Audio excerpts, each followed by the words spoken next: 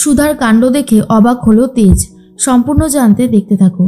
গল্পে শুরুতেই দেখা যায় যে কথা বলতে থাকে তেজ সুধার সাথে। সুধা তখন তেজকে জানায়, এইভাবে আপনি আমাদের বাড়িতে চলে আসলেন, ঠাম্মি কিন্তু এই ব্যাপারটাকে খুবই বাজেভাবে দেখছে মিস্টার বসু মল্লিক। আপনি কেন বুঝতে পারছেন না?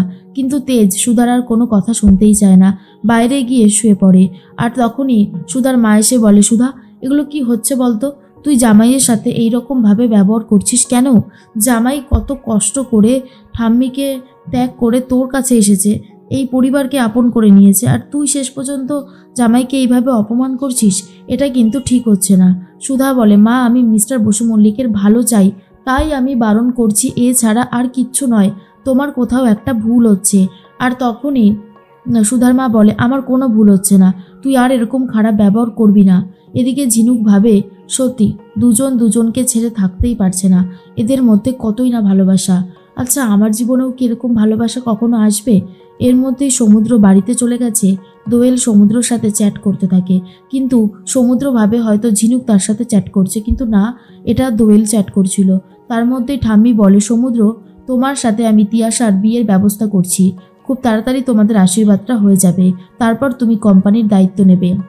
সমুদ্র বলে, ঠাম্মি, আমি যাকে চিনি না তাকে বিয়ে করব কি করে? না না ঠাম্মি, আমি এই বিয়েটা করতে পারবো না। তখনই ইন্দ্রজিৎ বলে, বেয়াদব ছেলে, ঠাম্মির মুখে মুখে কথা বলা হচ্ছে, তুই জানিস আমি কি করতে পারি? তখনই সমুদ্র বলে, বাবা, তুমি যাই করো না কেন, এই বিয়ে করা আমার পক্ষে সম্ভব নয়, কারণ আমি যাকে চিনি না, যাকে কোনোদিনও ভালোই বাসতে পারবো না, তার সাথে আমি কিছুতেই বিয়ের পিড়িতে বসবো না। তখনই মেজমা বলে ইন্দ্রজিৎকে, শুনুন না, আপনার ছেলে যখন চাইছে না, জোর করাটা কি তখন ঠিক হবে? ইন্দ্রজিৎ বলে, এই শোনো, তুমি এসবের মধ্যে ঢুকো না, আমি আমার ছেলের সাথে কথা বলছি, বাকিটা আমাকেই বুঝে নিতে দাও, কথাটা মাথায় রেখো। এর মধ্যেই সুধা কথা বলতে থাকে ঝিনুকের সাথে আর বলে, চল ঝিনুক, আজকে জিনিসপত্রগুলো নিয়ে তো বেরোতে হবে। এরপরেই ঝিনুক বলে, হ্যাঁ, এক্ষুনি যাব। এর মধ্যেই সমস্ত জিনিসপত্র নিয়ে দোকানে যাবে, তখনই পাড়ার লোক চলে এসেছে আর বলে, কিরে সুধা, তুই কি শুরু করেছিস? হ্যাঁ, তুই কি চাইছিস বলতো? আর তখনই সুধা বলে, আমি আবার কি চাইবো? এরপরেই শিলার বর এসেছে বিশু, আর তার 2 ছেলে মেয়ে এসে ঝামেলা করতে শুরু করে। পাড়ার লোকজন ভাবে জোর করে হয়তো শিলাকে নিজের বাড়িতে রেখে দিয়েছে সুধা চাইছে শিলার সংসারটা ভেঙে যাক, কিন্তু সুধা সবাইকে সত্যিটাই বলে যে এই বিশুদা মিথ্যে কথা বলছে। বিশুদা খুব ভালো মতনই জানে যে শিলাদির সাথে তার সম্পর্ক নেই, অনেক বছর হয়ে গেছে, এমনকি তাদের ছাড়াছাড়িও হয়ে গেছে। তখন পাড়া প্রতিবেশী বলে, তাহলে এই লোকটা এইভাবে তোর দোরগোড়ায় এসে ঘুরছে কেন? আমার তো মনে হচ্ছে তুই মিথ্যে কথা বলছিস। সুধা বলে, আমার কি ঠেকা পড়েছে যে আমি মিথ্যে কথা বলতে যাব? এর মধ্যেই শিলা বলে, বিশু, তুমি তো খুব ভালো মতনই জানো যে আমাদের ছাড়াছাড়ি হয়ে গেছে, তারপরেও তুমি এই কাজটা কেন করছো? বিশু তখন বলে, কারণ আমি তোমাকে আমার বাড়িতে নিয়ে যাব, তুমি এখানে থাকবে না, তুমি আমার স্ত্রী। শিলা বলে, না, আমি তোমার স্ত্রী না, আমাদের মধ্যে বিবাহ বিচ্ছেদ হয়ে গেছে, অনেক বছর হয়ে গেছে। সুধা তখন বলে, ঠিক আছে, তোমরা কেউ বিশ্বাস করছো না তো যে শিলাদির সাথে বিশুদার ডিভোর্সটা হয়ে গেছে? আমি সেই প্রমাণ দেখিয়ে দেব। হ্যাঁ, আমি যেভাবেই পারি না কেন, প্রমাণ আমি দেখাবই। এর মধ্যেই তখনই বিশু তার ছেলে মেয়েকে নিয়ে তো বাইরে চলে যায়। সুধা ঠিক করে প্রমাণ খুঁজে বার করতে হবে। এর মধ্যেই সুধার মা বলে, শোন সুধা, তুই প্রমাণ বার করে নিয়ে আয়, তোর দোকান সামলানোর দায়িত্ব আমাদের। এদিকে উজ্জ্বল আর জ্যোৎস্না চলে গেছে লয়ারের সাথে কথা বলতে। লয়ার জানায়, আপনারা সব কিছু ভেবেচিন্তে সিদ্ধান্ত নিয়েছেন তো? তখনই উজ্জ্বল বলে, হ্যাঁ, আমরা সব কিছু ভেবেচিন্তেই সিদ্ধান্ত নিয়েছি, আমাদের ডিভোর্সটা যত তাড়াতাড়ি হয়ে যাবে তত তাড়াতাড়ি ভালো। লয়ার তখন বলে, ঠিক আছে, আপনারা এই কাগজপত্রতে সাইন করে দেবেন আর আমার অফিসে চলে আসুন। এরপরেই উজ্জ্বল বলে, কি হয়েছে জ্যোৎস্না, তুই আমাকে এরকম লাগছে কেন? জ্যোৎস্না বলে, এমনি, আসলে সুতীর্থ আমার সাথে কথাও বললো না, ওর শোয়ের টিকিটও পেলাম না, তাই খুব খারাপ লাগছে। উজ্জ্বল বলে, চিন্তা করো না, আমাদের ডিভোর্সটা হয়ে গেলেই তোমাকে ওনার হোটেলে দিয়ে আসবো, ঠিক আছে? আমাদের আর মধ্যে কোনো ভুল বোঝাবুঝিও থাকবে না, তোমার আর ওনার মধ্যে কোনো দূরত্বও থাকবে না। জ্যোৎস্না মনে মনে ভাবে, একটা সময় তো চাইতামই সুতীর্থর কাছে ফিরে যাব, উজ্জ্বলকে মেনে নিতে পারতাম না, তাহলে আজ এরকম কষ্ট হচ্ছে কেন? কেন মনে হচ্ছে যেটা হচ্ছে ঠিক হচ্ছে না? এর মধ্যেই জেঠি তখন সুধাকে বলে, সুধা, আরেকবার ভেবে দেখ, এসব উটকো ঝামেলা তুই কেন নিতে যাবি?